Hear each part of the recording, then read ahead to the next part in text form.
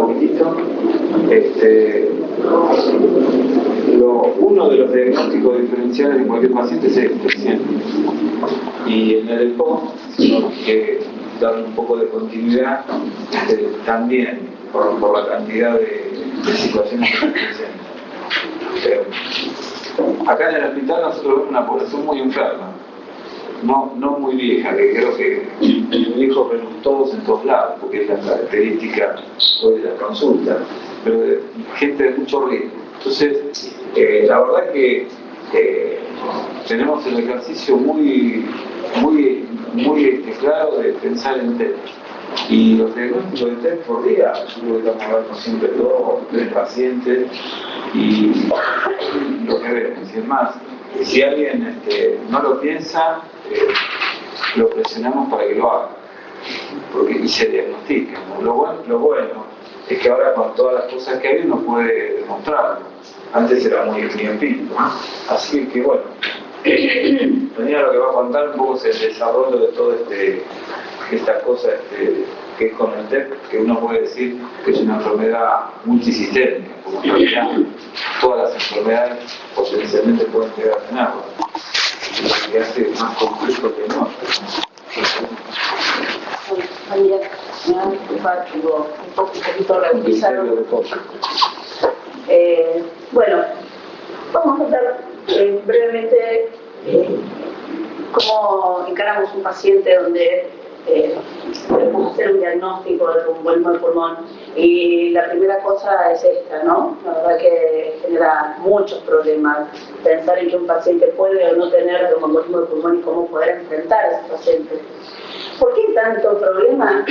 Simplemente por esto. Si uno ve los síntomas y síntomas de presentación de los pacientes, vamos a ver que el porcentaje no es que el paciente tiene disnea súbita y tiene un TEP, y el paciente que no tiene un TEP no tiene disnea súbita, ¿sí? Digamos, no es tan sencillo como se creía hasta hace un tiempo. Fíjense que las formas de presentación son variadas y son muy parecidas a las formas de presentación de realizaciones de muchísimas enfermedades que también son muy prevalentes. El asma, el EPOC, la insuficiencia cardíaca, el infarto, la neumonía, la motora, todos tienen síntomas muy parecidos. Entonces, hacer un diagnóstico de un paciente y hacer un diagnóstico diferencial adecuado de un paciente tiene algunos problemas, bueno, genera algunos dolores de cabeza, algunos cálculos que uno quiere hacer para ver qué cierra para ver un tromboembolismo pulmonar y bueno, que también nos vamos, dejamos al paciente que se encargue otro. No es la idea. ¿Cuál es la idea? Organizarnos un poco, ¿sí? De cómo pensar un paciente que entra con signos y síntomas de sospecha de alguna enfermedad crítica donde puede el diagnóstico de TEP estar en ese paciente. Entonces, lo primero y principal es evaluar la estabilidad del paciente, ¿sí? ¿El paciente está estable o no está estable? Y ahora vamos a ver de qué se trata esa estabilidad. Después tratar de definir qué probabilidad de tener, qué probabilidad clínica de tener un tromboembolismo pulmonar tiene ese paciente.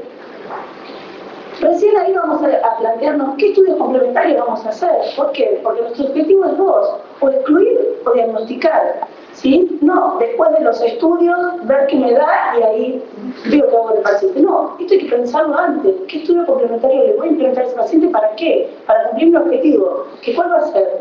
O diagnosticarlo o excluirlo antes, ¿sí? Esto tiene que estar muy claro. Y por último, obviamente, implementar el tratamiento de acuerdo a los resultados. ¿Cuáles son los marcadores de severidad que un paciente que nosotros pensamos que pueda tener un tromboembolismo del pulmón se presente con disnea y desaturación? Que un paciente haya tenido episodios de síncope y persiste hipotenso, o que un paciente tenga dolor torácico persistente. Estos pacientes probablemente tengan, si tienen un tromboembolismo del pulmón, probablemente tengan mayor mortalidad que el resto de los pacientes.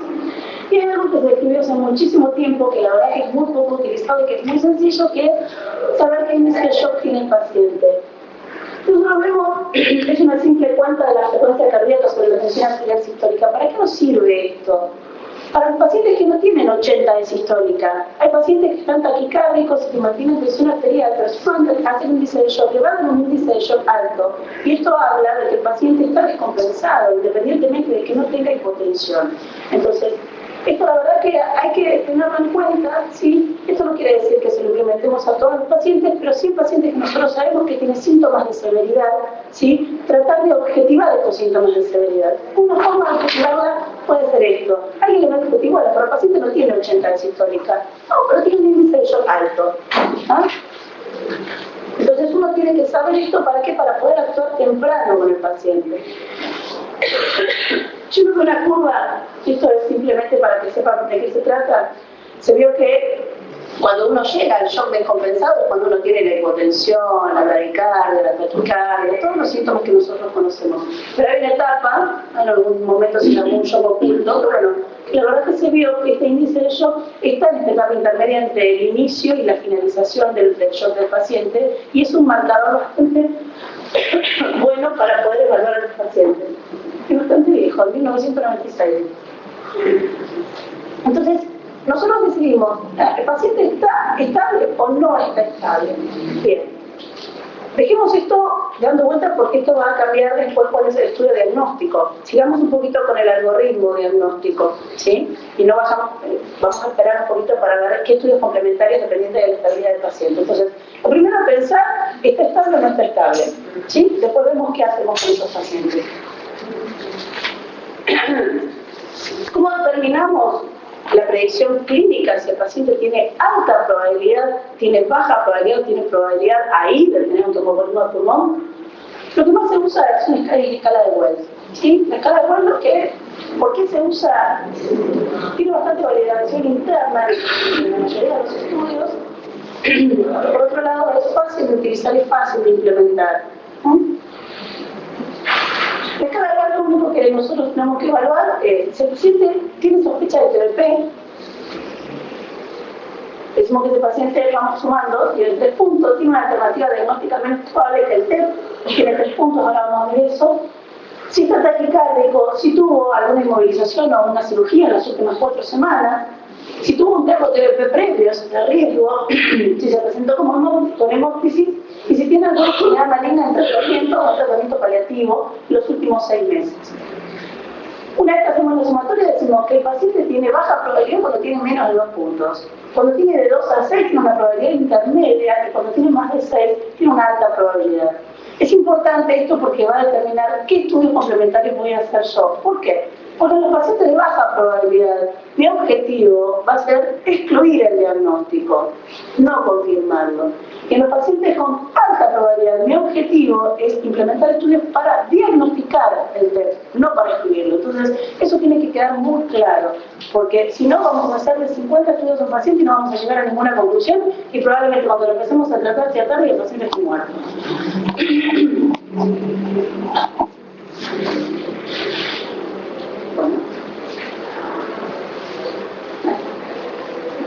Hay otra escala que es un poco más compleja, ¿sí? La verdad que nosotros no la utilizamos, nosotros no nos es útil porque es muy compleja. Además de dividir a los pacientes por grupos etarios, tiene más o menos los mismos puntos que Wells, ¿sí? Utiliza los gases arteriales, utiliza la radiografía de tórax, que son todas cosas que por hoy no son objetivas para diagnóstico del TEP exclusivamente. Entonces, nosotros la verdad que hemos dejado de utilizarlo. Pero bueno, como todo, tiene algunos puntos negativos la escala de Wells, que es esta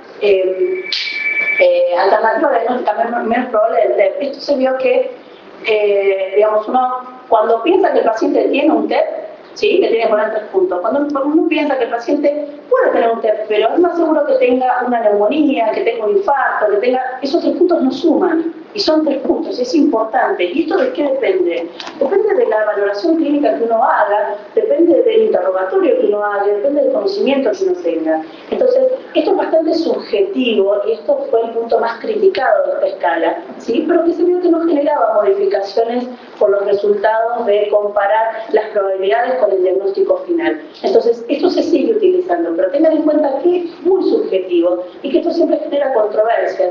Lo único que tiene que pensar uno es, ¿tiene posibilidad de tener un TEP más que otra patología? Sí, listo, le pongo 3 puntos.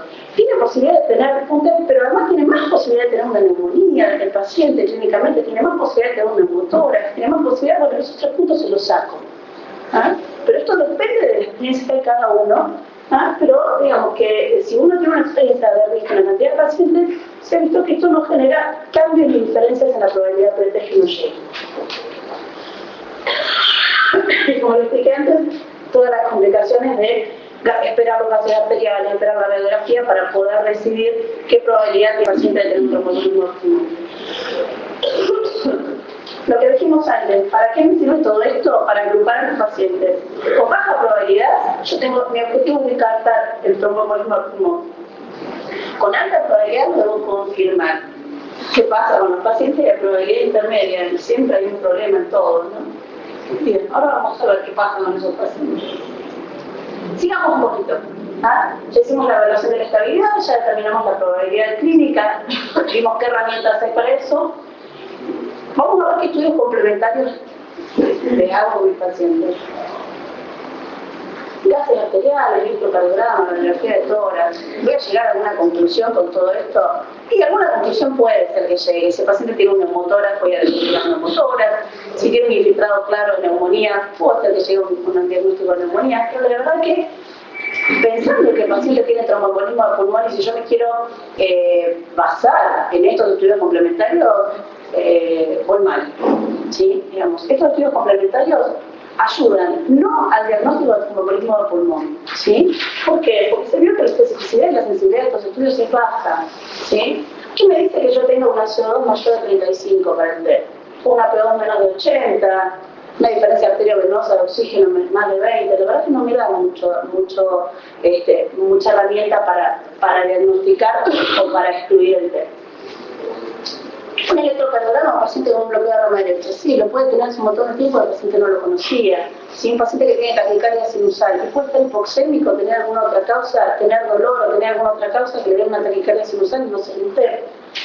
Tener una unidad de respuesta, tener los cambios del STT, que es S1, QTST3, bueno, eso se puede ver, pero se ve también en otras patologías, o se ven patologías estructurales que tiene el paciente. Entonces, digamos, uno lo tiene que tener en cuenta, pero ojo con hacer diagnóstico de tromboembolismo de pulmón solo con esto, ¿sí? La radiografía de tórax, menos del 20% de los pacientes tenían cambios en la radiografía de tórax, lo cual, sí, muy linda la descripción de la radiografía, uno los puede encontrar. La mayoría de los hallazgos se hicieron posterior al diagnóstico, digamos, una vez que se tenía el diagnóstico en la mano, se volvió a mirar la radiografía y se vio que tenía estos cambios. Entonces, digamos, pensar en estos cambios que se pueden confundir con neumonías, con atelectasia, ¿sí? Con alteraciones crónicas, la verdad que hay que tomarlo muy con pinzas. Por lo tanto, vamos a los estudios específicos complementarios. Digamos dos grupos, estudios no invasivos y estudios invasivos. El estudio invasivo es el estudio que está determinado como gold estándar, ¿sí? No, la verdad que nosotros en todos los años que hemos llevado viendo pacientes con TED, no hemos hecho diagnóstico de TED con estudios invasivos, ¿sí? Los diagnósticos se han hecho con estudios no invasivos, por lo cual, ¿sí? No necesitamos tener una altísima complejidad en el centro para poder hacer un diagnóstico. Estos estudios complementarios que son más específicos son el dímero D, el ecodóculo de miembros inferiores, el centellograma de ventilación perfusión, la tomografía, la angiotomografía, tomografía en contraste para ver bien la musculatura plástica, perdón, el ecocardiograma y la resonancia magnética. Vamos a una. Dímero D, ¿sí? Juan Carlos le mencionó el dímero D. La verdad que hace unos años que se implementó en el hospital el dímero D y creo que un 85% de los pacientes que entraban por infecciones urinarias, por dolores de cabeza tenían dímero D, ¿sí? Ojo con el dímero D. Es muy lindo, ¿sí? Un estudio nuevo, un estudio simple que se hace con el mismo análisis de sangre que uno le pide al paciente una rutina. Sí, pero tengan mucho cuidado, digamos, no es así de simple porque después viene el resultado positivo y no sabe cómo interpretarlo. Sabemos que el dímero D es el factor de degradación de fibrinógeno que está presente en los pacientes que tienen enfermedad tromboembólica, ¿sí? Ya sea TEP, tiene una altísima sensibilidad pero tiene una especificidad bajísima. ¿Qué quiere decir esto? Que a nosotros nos sirven los resultados negativos, ¿sí? Esto quiere decir que tiene un valor, esto es lo mismo que decir que tiene un valor predictivo negativo alto, ¿sí? Y cuando nosotros tenemos un resultado negativo podemos excluir el diagnóstico. ¿En qué paciente? En pacientes que tienen alta probabilidad por estrés clínica diagnostica. No, porque en esos pacientes nuestro objetivo es diagnosticarlo, no excluirlo. ¿Sí? Entonces, si tiene un alto valor predictivo negativo, para excluir el diagnóstico lo tenemos que utilizar en los pacientes en los cuales nuestro objetivo fue excluir el diagnóstico, que son los pacientes de baja probabilidad del pretest clínico. ¿Está claro? ¿Por qué pasa esto? Porque hay muchísimos falsos negativos y muchísimos falsos positivos.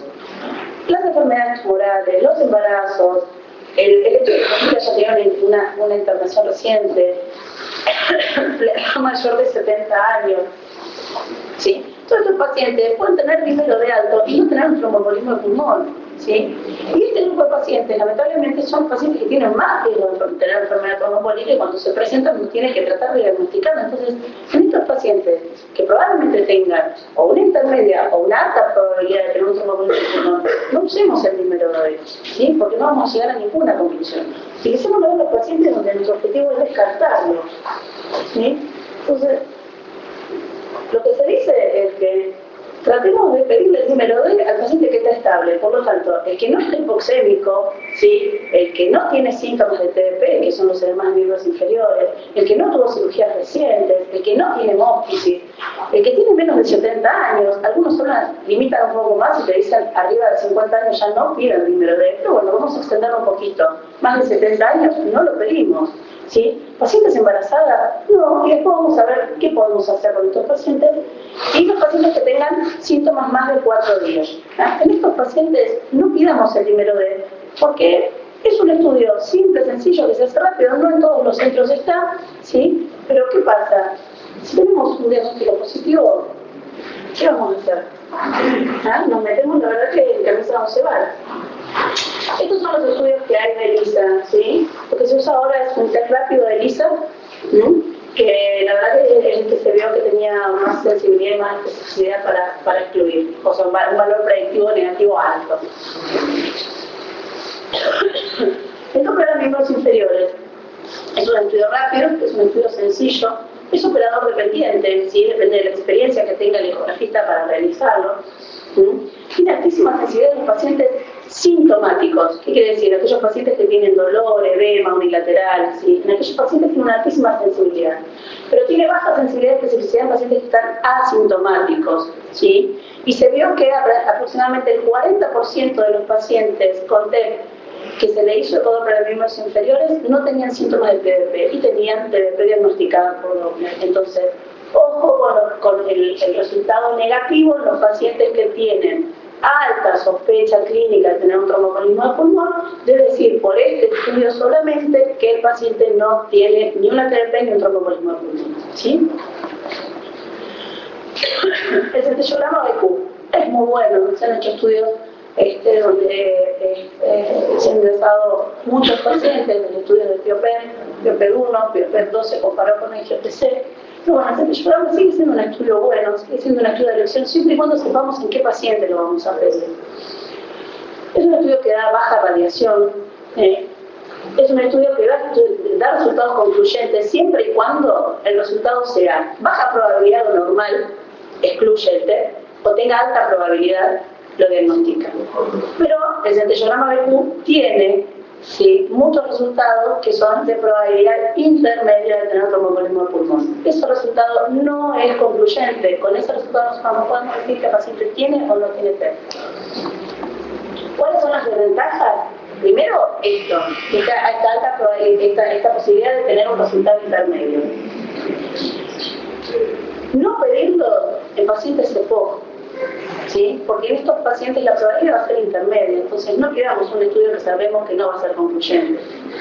No pidamos en pacientes que tienen un TEP evolucionado, ¿sí? Porque no va a ser concluyente.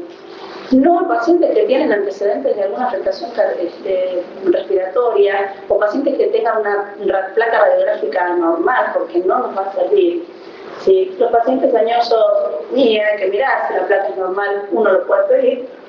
En postoperatorio no está indicado, ¿sí? ¿Por qué? Porque va a tener resultados que no son concluyentes. Entonces, ojo, es un buen estudio si sabemos en qué paciente lo vamos a implementar.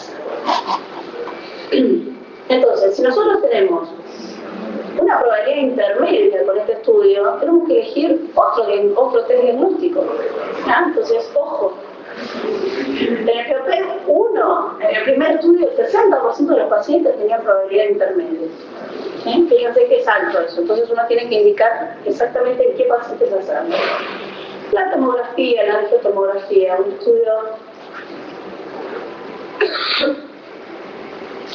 muy interesante de los últimos años, con muy buenos resultados, y una alta sensibilidad y especificidad, y una menor sensibilidad para los trombos más segmentarios, ¿sí?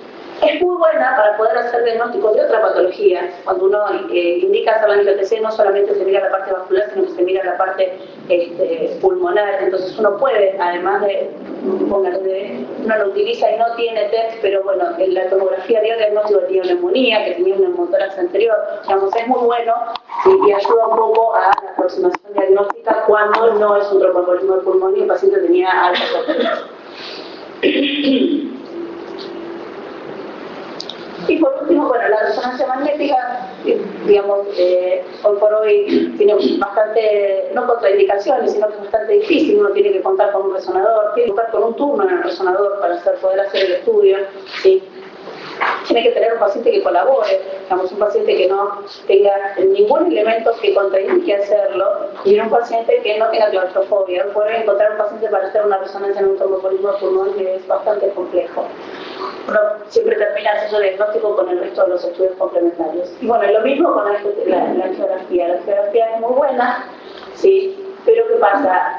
La detección de puede haber efectos compresivos externos vasculares que la angiografía los va a diagnosticar como obstrucciones arteriales y que en realidad son falsos positivos, ¿no? Porque no ve solamente la parte endoluminal, ¿sí? No ve qué pasa en la parte del parénquima, porque es un estudio específicamente. Entonces, tiene alguna posibilidad de tener falsos positivos, son bajas, pero ese es el estudio con internet para el diagnóstico.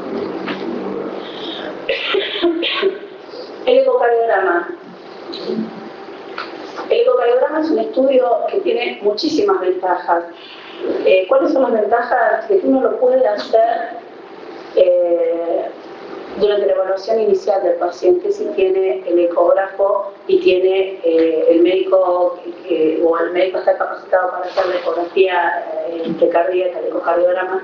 Uno puede hacer diagnóstico con determinados signos ecográficos, que es un paciente con una dilatación aguda del bebé, un paciente con un movimiento paradojal del septum, ¿sí? Un paciente con regurgitación o con hipertensión pulmonar, ¿sí? Se puede hacer en la cama del paciente y puede marcar conductas diagnósticas, ¿sí? Porque nos está evaluando, además que tiene un tromboembolismo de pulmón, que tiene falla miocárdica, falla de BD, y eso cambia la terapéutica del paciente. Entonces, este estudio es muy bueno para el diagnóstico y marca conducta terapéutica, ¿sí?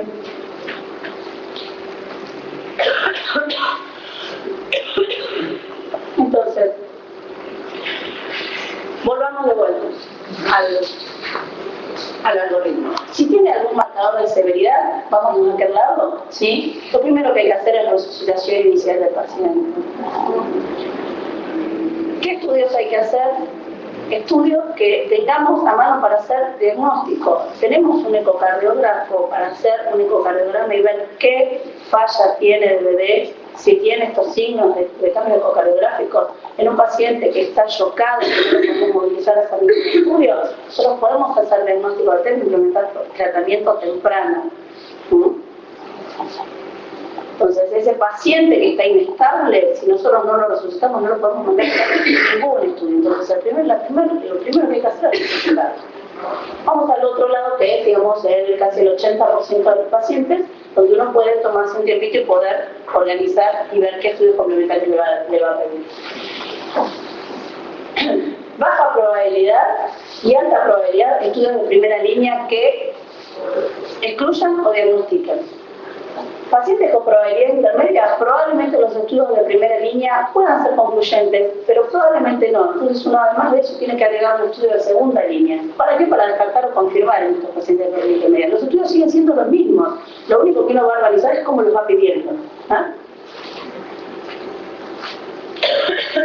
Y por nivel de recomendaciones, bueno, sabemos que Altamente confiables son las cosas que tienen un nivel A, moderada confiabilidad los que tienen un nivel B, la mayoría de las cosas tienen un nivel B de evidencia, y nivel C son poco confiables. Entonces, pacientes con baja probabilidad, le pedimos un dímero D. Ojo, pacientes que tengan criterio para pedir dímero D. Si el dímero D es negativo, nosotros podemos excluir el test. ¿Sí? Esto es evidencia de evidencia tipo B por el ACEP y por la víctima. Mil disculpas.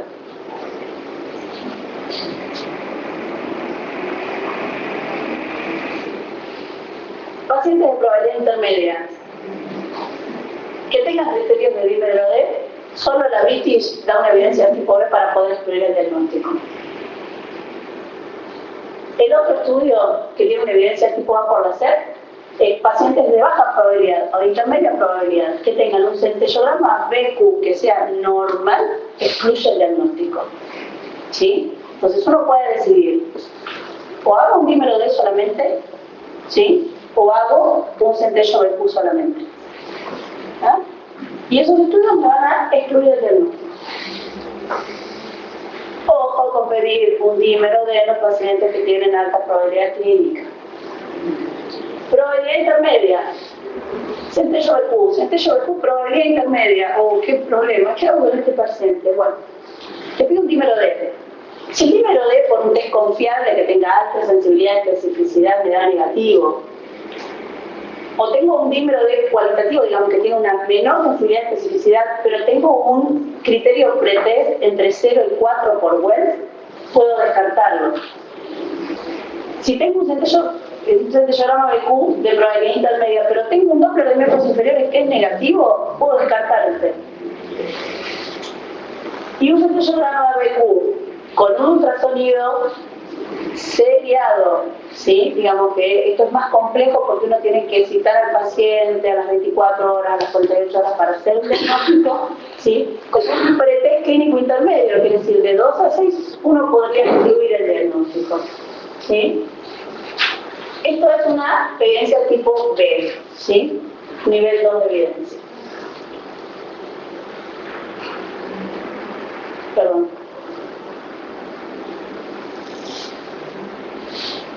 Esto es lo que habíamos hablado antes, ¿sí? De las indicaciones de centello. Por el otro lado, si yo tengo una probabilidad intermedia o una probabilidad alta y le pido un centellograma de ventilación, perfusión y la probabilidad de tener un test de ese estudio es alta, yo confirmo el diagnóstico y hago tratamiento de su evidencia tipo A. O una HPC positiva, que hoy por hoy es evidencia tipo B. Si yo tengo un paciente inestable, tengo que pensar que el paciente tiene un test pasivo, ¿sí? Lo que tengo que hacer es hacer dosificación inicial y poder decidir qué estudios diagnósticos tengo que hacer. ¿Para qué? Para implementar el tratamiento. Porque muy probablemente ese paciente muera rápido si yo no le hago un tratamiento específico que es trombolisis. ¿Cómo puedo hacer un diagnóstico en los primeros de cada paciente? Haciendo un ecocardiograma, ¿sí? El otro diagnóstico es una angiotomografía. Probablemente si el paciente está chocado no lo pueda trasladar a ningún lado. Entonces tengo que tratar de hacer el diagnóstico por otros medios. El medio que me va a indicar cambios terapéuticos es el ecocardiograma. Ni el dímero D, ni la radiografía de tórax, ni el Doppler de miembros inferiores me autoriza a mí a ponerle trombolíticos a un paciente, ¿sí? Que está chocado y que yo presumo que es un TEP. ¿Por qué? Porque la trombolisis tiene su contraindicación. Tratamiento, heparina, ¿sí? Los pacientes con diagnóstico de TEP que están estables. Y en los pacientes, ¿en qué pacientes está indicado hacer fibrinolíticos? ¿Sí? En los pacientes confirmados tromboembolismo de pulmón, ¿sí? Y con inestabilidad hemodinámica, o en los pacientes que tienen estabilidad hemodinámica pero por ecocardiograma tienen fallo agudo del ventrículo derecho. Otras indicaciones para considerar fibrinolíticos es el TEP en pacientes con hipertensión pulmonar crónica en pacientes con TEP o TBP previo, porque esos pacientes van a tener una altísima morbilidad, y en los pacientes que tienen pulmón único. Esas son las indicaciones precisas para los fibrinoléticos. Y creo que nada más. Nada más. ¿Dudas, preguntas? No. Así soy yo las preguntas. Una pregunta, han hecho, perdón. Sí. Como estás en la guardia, Perdóname. cuando es la estás en la guardia, no estás en la guardia, ¿Cómo? el inicio del tratamiento lo inicias en la guardia o vas a requerir, digamos, un monitoreo para hacer una terapia intensiva. El inicio del tratamiento es en el lugar adecuado, sí, y con el diagnóstico adecuado, digamos. El lugar físico es independiente. Si vos conoces cuáles son las complicaciones que puede tener un paciente que hace trombolisis, ¿sí? Y tenés gente que sabe hacer la trombolisis, o vos estás capacitada para hacerlo, tenés un monitoreo para hacer, el paciente tiene indicaciones y tenés un diagnóstico, y tenés los materiales para hacerlo, lo tenés que hacer. Independientemente que estés en una guardia, que estés en una unidad coronaria, que estés en una terapia intensiva. ¿Sí? Digamos, cuando el paciente es lo único que le va a cambiar el pronóstico al paciente que tiene un TEP masivo y que tiene falla del ventrículo derecho. Hablemos o no hablemos de estabilidad hemodinámica. Sí, que es lo único que le va a cambiar el pronóstico al paciente. ¿Sí? Entonces, si tenés los medios para hacerlo, lo tenés que hacer. ¿Están haciendo antefallo de trombolisis o directamente han hecho han hecho embolectomía? También se hace. ¿Están haciendo? Sí. Se hacen. ¿Están haciendo solo antefallo de trombolysis o No, digamos, eso depende de las características del paciente, ¿sí? Se hacen aspiraciones de trombos, ¿sí? Y se hacen firinolíticos locales también. Sí, eso, digamos, es un poco más específico para determinados pacientes que tengan indicación. Sí, y obviamente tenés que contar con un equipo de polinomia que tenga... No, hoy por hoy La maneja el CCB. no. Hoy por hoy no. La embolectomía la maneja el CCB porque es quirúrgico. No digo la quirúrgica, la catetería. Sí.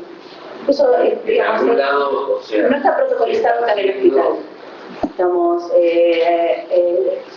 en realidad lo que se está haciendo en los últimos años es la trombolisis de los pacientes hemodinámicamente estables, ¿sí? Que tienen falla eso es lo que se está implementando, ¿sí? Pero bueno, después digamos, si hay fracaso o el paciente está inestable, se sabe que es un trombo grande que no va a responder con la trombolisis, bueno, ahí se plantea, pero son casos específicos, pero no hay ningún protocolo establecido, por lo menos en lo que es desde la central de emergencia, ¿sí? ¿Qué me están usando ahora de trombolisis? Hasta ahora venían de 24 horas y ya hay algunos que están queriendo hacerlo como un infarto. Y mira, depende mucho de cómo esté el paciente y depende mucho de qué falla del ventrículo derecho tiene. Si vos lo iniciás, digamos, cuanto más temprano lo inicies, si tiene indicación, menos hipertensión pulmonar le va a quedar a ese paciente y menos riesgo de mortalidad. No, sí, pero yo, mi pregunta ¿La es, indicación? hasta hace un año más o menos se hacía el de 72 horas. 50 y el de 24 horas. Sí. Hasta 72 horas se trombolizan los pacientes. RTP. RTP. Hasta 72 horas se trombolizan. Le pasas 250 unidades en solo y después el resto 24 horas. El RTPA se pasa 2 horas. Hablando de hacer igual que el infarto. El RTPA se pasan 2 horas. El bolo y después el mantenimiento de 2 horas. El farina después. Sí, después quedan organizados. Sí. Obviamente que no tengan ninguna complicación de sangrado. ¿No? Porque bueno, estos procedimientos tienen riesgo de sangrado. Exactamente. Más que nada sabiendo de qué calidad de paciente estamos hablando, ¿sí? Muchos de los pacientes son oncológicos, También muchos de los pacientes... interesa el riesgo con una tarjeta de web, tenés otra que es riesgo de sangrado también, ¿no? Vale, eso es más específico. Bueno. Exacto. Lo que pasa es que, digamos, si vos te centras un poquito la mayoría de los pacientes tienen algún antecedente oncológico, ¿sí?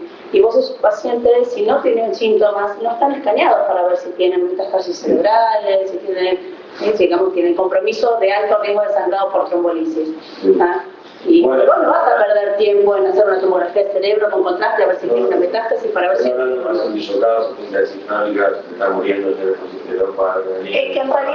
que en realidad lo que se está viendo, eso es lo que está escrito desde hace muchos años. Lo que se está viendo en los últimos años que te cambian el diagnóstico del paciente son los pacientes estables pero con falla de bebé. Esos pacientes se te van a inestabilizar en algún momento, ¿sí?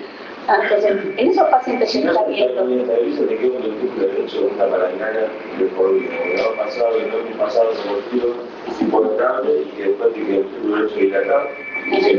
Exactamente. Pero bueno, ojo, igualmente tengan en cuenta que esos pacientes que están estables te dan un tiempo para tomar una decisión, te dan un tiempo como para decidir, bueno, no estoy seguro, yo solo estoy a las 3 de la mañana en una guardia, le hice el ecocardio, tiene falla de bebé, ¿qué hago? No tengo experiencia, digamos. Esos pacientes nos dan un tiempito como para decidir en conjunto con otros especialistas, un cardiólogo, alguien que tenga un poco más de experiencia en determinado plan.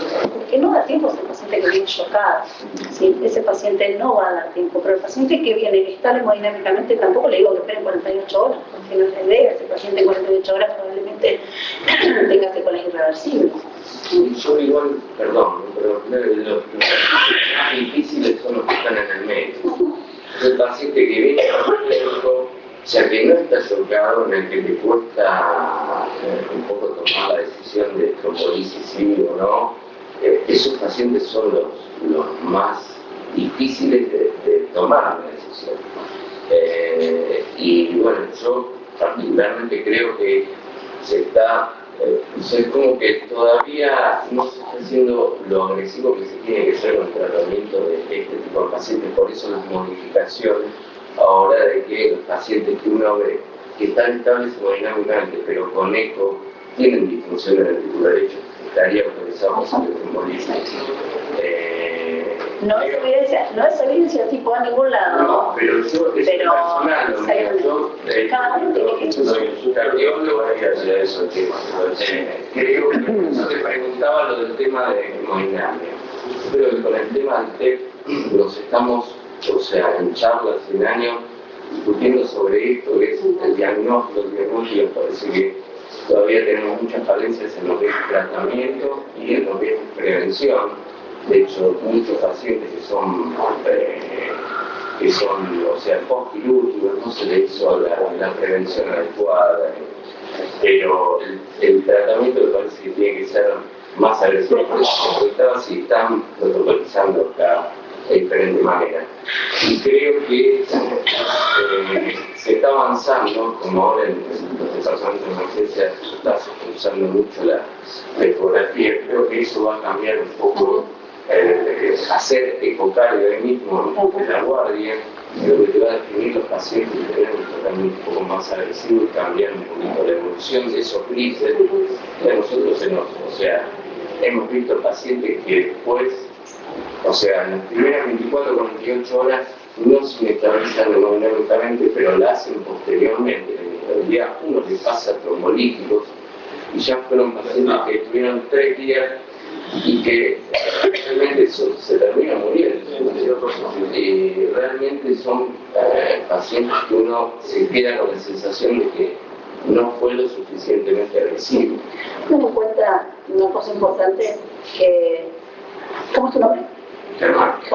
Germán trae el tema de la ecografía, ¿sí? Digamos, uno por hoy dice, bueno, yo no tengo un ecocardiograma ni un ecocardiografista, ¿sí? Tengan en cuenta que la evaluación ecocardiográfica con un ecógrafo convencional, con un entrenamiento que no es de un ecocardiografista, un entrenamiento en evaluación de imágenes de pacientes críticos, uno puede determinar qué grado de dilatación tiene ese bebé, si ese bebé está colapsado, si el septum interventricular se mueve, ¿sí?, de forma paradojal, ¿sí? uno puede determinar y tener indicadores de fallo de bebé en pacientes con sospecha de TEP solo con un eco convencional y con algún entrenamiento que no es el entrenamiento ni de un ecocardiografista ni de un ni un radiólogo, está gracias. ¿Sí? Con una eco de emergencia en paciente crítico, con un traductor que no necesariamente es un traductor de ecocardiograma, es el traductor convexo, el traductor habitual que se usa para abdomen, uno puede tener una visión con una visión subsifolia, uno puede tener una evaluación global de estas cosas que son marcadores de falla de BD en el tromboembolismo pulmonar, ¿sí? Así que, digamos, cada vez estamos necesitando menos a los especialistas para poder hacer diagnósticos e implementar tratamientos tempranos que nos cambien el pronóstico del paciente. Sí. Yo pensaba cuando hablabas y hablaban los dos, yo pienso que el tema van a ver a lo largo del curso y la experiencia en la emergencia que uno tiene escenarios donde tiene algoritmos de trabajo, ¿viste? Como decías vos, Raúl Weiss, alta, baja, moderada, ¿viste? Probabilidad de tener un TEP, o como decías vos, en el caso tuyo, que decís, bueno, yo tengo un paciente que tiene un TEP y yo está estable médicamente y veo el ecocardio y ¿qué hago? Yo pienso que siempre cuando razonemos otras patologías, el criterio clínico de la evaluación clínica es donde vos te decides la balanza. Y yo pienso que el paciente uno tiene que evaluarlo en ese momento. Yo tengo mucha tecnología. Yo me acuerdo cuando uno plantea esta patología hace 20 años atrás, era totalmente distinto, tenés una angiotomografía, donde te va a dar una anatomía del trombo, la ubicación del trombo, vas a tener un ecocardio que vas a decir, bueno, tiene dilatación, lo tenés el ecocardio en el departamento de emergencias, el paciente está estable, la edad que tiene el paciente, la patología, los antecedentes, uno no tiene una fórmula, pero en ese momento yo pienso que tiene que tomar la decisión. Y uno tomará, ¿hago fibrolisis o no hago fibrolisis en ese paciente? Si yo tengo que darte una respuesta, ¿qué haría yo?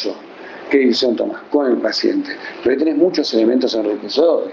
El ecocardio, que te va a hablar del BD, cómo está el BD, un angio está, digamos, si tenés que hacer una hemodinámica, una hemodinámica. Y ahí, donde estés en ese escenario, lo vas, como se llama, como decías vos, en intermedio, vas a hacerlo. Lo que sí no tenemos que estar, y lo que vos decías, y la hora de oro, o el momento de decisión que no sea tardío, porque ya no tiene ningún sentido. Lo otro es que esta es una enfermedad con corte oral, eso es clarísimo. Lo otro es que también mucho de la falla, por ahí,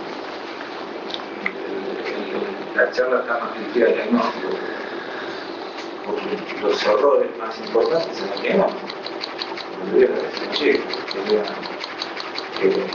inadecuadamente.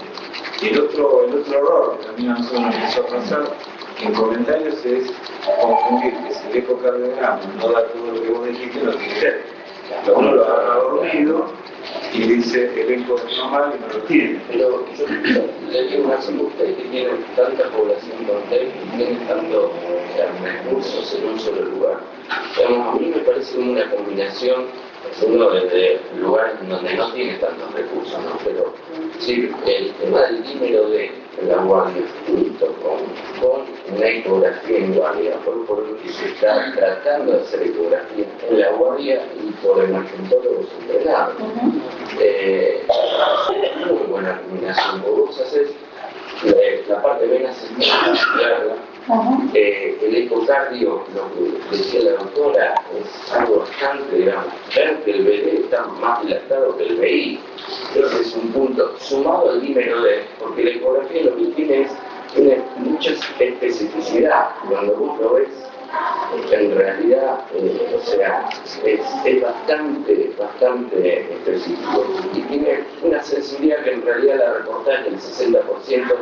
Yo creo que es el 60-22, porque en realidad es en todos los pacientes con diagnóstico de TEP. Cuando hablamos de pacientes que están un poco inestables o que tienen mucha sintomatología, seguro que la sensibilidad del pico es mayor.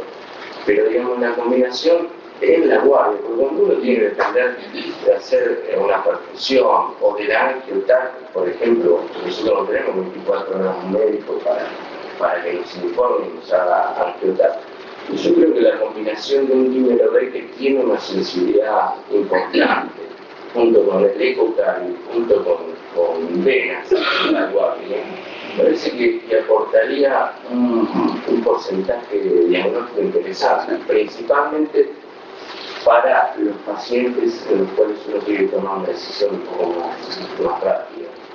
Sí, mira, yo te cuento en 2 palabras.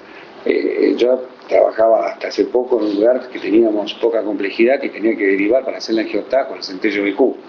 ¿Y cómo voy a resolver esta cosa? Entonces teníamos un dímero D en metominidas, que era alta sensibilidad, escala de Weiss y el ecografista. Como decimos, con esos 3 elementos de ver el tema y la heparina bajo peso.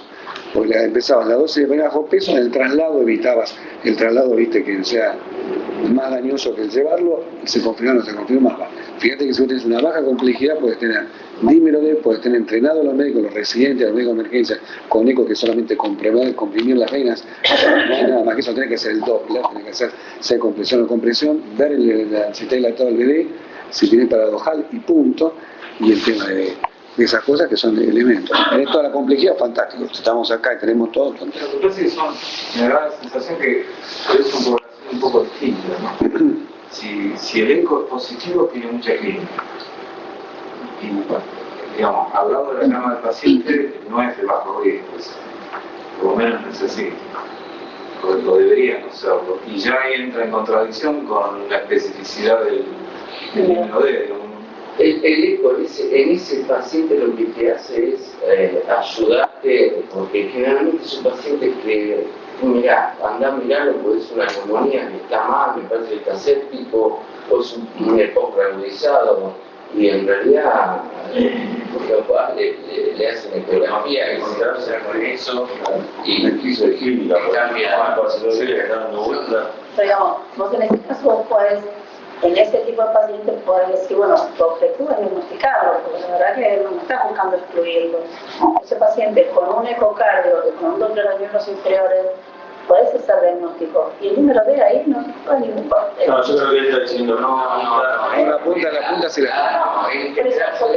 Por eso, si vos, digamos, la combinación de ecocardio con número D, No,